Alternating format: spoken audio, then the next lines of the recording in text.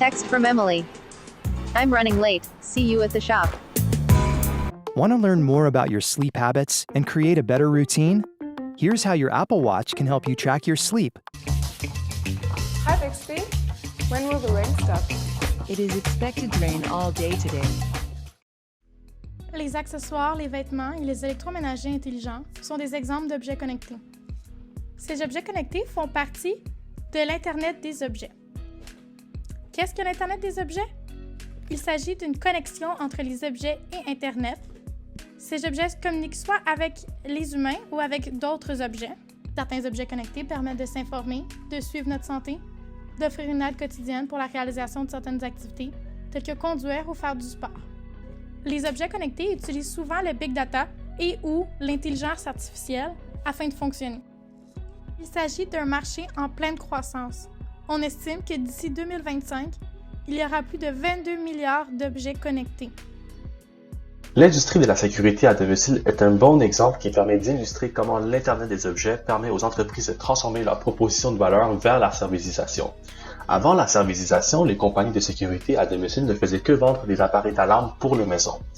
Maintenant, avec la servicisation, les compagnies de sécurité peuvent vendre des abonnements mensuels de solutions de sécurité aux maisons qui incluent la détection d'intrusion jusqu'à l'intervention grâce aux appareils d'alarme issus d'objets connectés. À noter que la servicisation existait bien avant les objets connectés. Cependant, l'Internet des objets permet d'élargir les multiples façons dont les services sont attachés aux produits. Un des exemples d'objets connectés le plus évident est celui du Echo Dot d'Amazon, qui est un haut-parleur intelligent hautement demandé, équipé du module d'intelligence artificielle Alexa. Mis à part les fonctions traditionnelles d'un haut-parleur intelligent, telles que se connecter à un service de streaming de musique ou agir en tant qu'assistant personnel, le Echo Dot permet aussi à l'utilisateur de contrôler les appareils intelligents de sa maison à l'aide de sa voix. Par exemple, l'utilisateur peut activer sa lampe avant de sortir de son lit, baisser la luminosité de ses lumières lorsqu'il regarde un film, et même ajuster le thermostat avant de quitter sa maison pour économiser de l'énergie. Tout étant fait par la commande de sa voix. Echo Dot peut aussi servir comme appareil de sécurité alarme. Par exemple, lorsque l'utilisateur quitte sa maison, cette personne peut activer par voix le Alexa Guard qui utilise le Echo Dot pour détecter le son d'une alarme de fumée ou d'une vitrine qui se brise et envoie automatiquement une alerte à l'utilisateur. Les clients potentiels d'une entreprise qui met en place des objets connectés sont nombreux.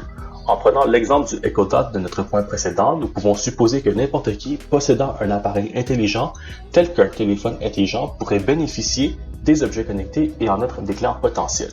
Ces individus pourront bénéficier d'une vie plus simple et efficace, car ils n'auront plus à s'en soucier de mini-tâches de leur routine, car ces derniers auront été automatisés ou optimisés par les objets connectés. À ces bénéfices se rattachent également des risques. Un des risques le plus évident pour le consommateur est le souci de la confidentialité de ses données. Dans un article du Washington Post, on nous révèle que plusieurs propriétaires de haut-parleurs intelligents ignorent qu'Amazon conserve une copie de tout ce qu'Alexa enregistre après avoir été activé par l'utilisateur. Le Siri d'Apple ainsi que l'assistant Google en font pareil par défaut et gardent en copie tout enregistrement dans le but d'entraîner leur intelligence artificielle.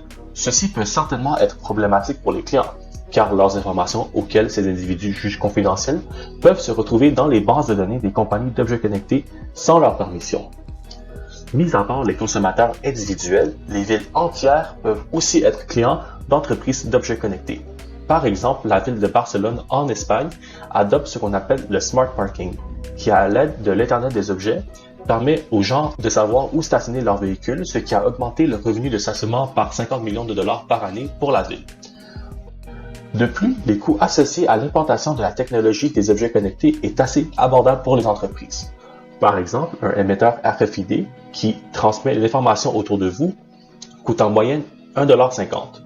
Une balise Bluetooth utilisée souvent comme marqueur de proximité ou d'identificateur vous coûte en moyenne 4 $. Un capteur de qualité d'air coûte en moyenne 6 $ et finalement, un système de réponse pour la peau qui permet de détecter le stress, l'adrénaline, etc. vous coûterait en moyenne 10 $. Ceci dit, nous pouvons voir que l'Internet des objets ou objets connectés est faible en coût, facile à utiliser, possède une grande disponibilité de ressources et a une haute demande digitale, ce qui permet aux entreprises d'objets connectés de profiter d'un bon ratio coût-bénéfice.